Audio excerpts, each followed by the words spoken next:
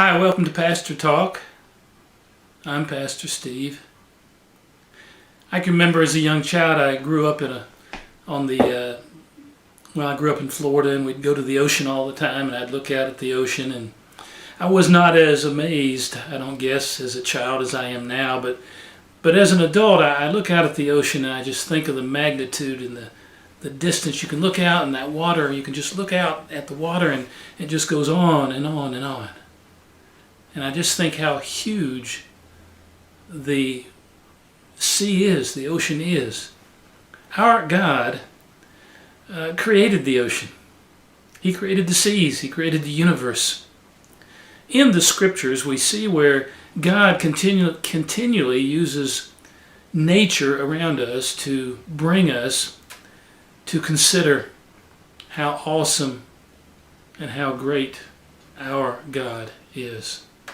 He uses the seas, he uses the mountains, he uses the universe, he uses the sky, the stars, the sun, the moon, and all the great things that he has created by his word. He just spoke it into existence to help us to recognize two things, well, more than two things, but to recognize, first of all, how awesome he is.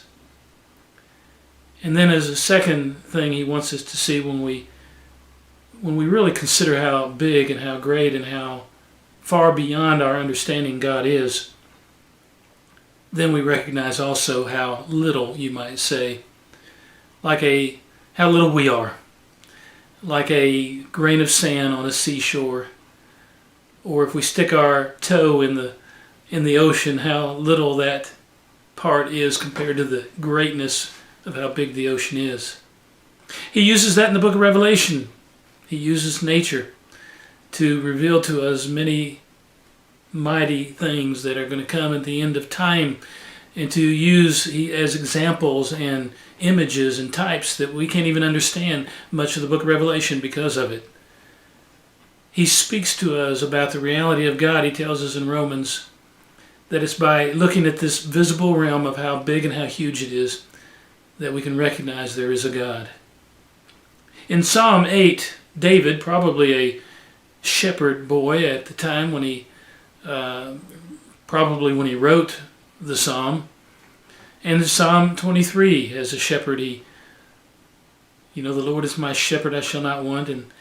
But in Psalm 8, he considered the greatness of the universe, the how big and how huge it was. He says, when I consider the heavens, the work of thy fingers, the moon and the stars. And then he says, what is man? That God even is mindful of us. Today I want to read a very, very important text to you and just talk a minute about it, because it has to do with this issue of how great the universe is and how high God's ways are above our ways. I want to read to you from Isaiah the prophet, chapter 55, beginning in verse 8. Listen to what the Lord tells us in his word. He says, for my thoughts are not your thoughts, neither are your ways my ways, saith the Lord. For as the heavens are higher than the earth, so are my ways higher than your ways, and my thoughts than your thoughts. Have you ever just looked at the heavens and recognized, the universe seems to go on and on. I remember hearing a great missionary speaking one time at a conference, and he says he always wondered, when you get to the end of the universe, what's on the other side? It's just so big and so huge and so far beyond our understanding. We have no idea how there's billions of stars and billions and millions, I guess, or thousands and millions of galaxies. The scientists and astronomers keep coming up with more and more figures. It's so big that I don't think they can really express it.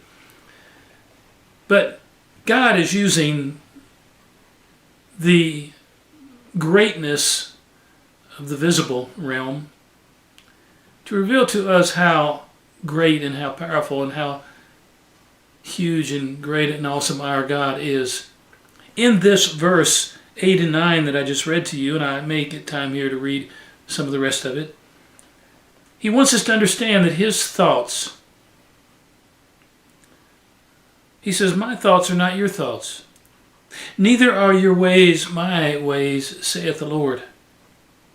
For as the heavens are higher than the earth, so are my ways higher than your ways, and my thoughts than your thoughts. He's expressing to us that the ways of God are not the ways of man.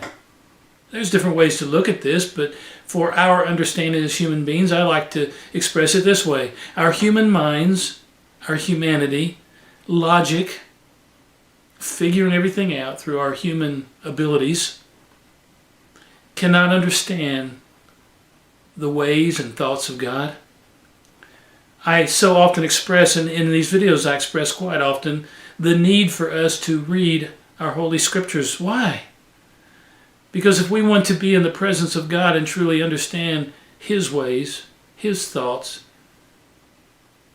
if we want to have his heart, his mind, that we think and see things the way he does, then we need to understand his Scriptures, because he reveals himself to us in his Scriptures. You cannot separate his word, what he has spoken, from him. He has given us his word that he might bless us. In fact, this text goes on to tell us that he's given it to us, that just like the rain comes down, he tells us in the next verse or two, how the rain comes down and waters the earth to give us food and bread, and that we have something to eat. So his word has been sent that it might bring a blessing to us as well.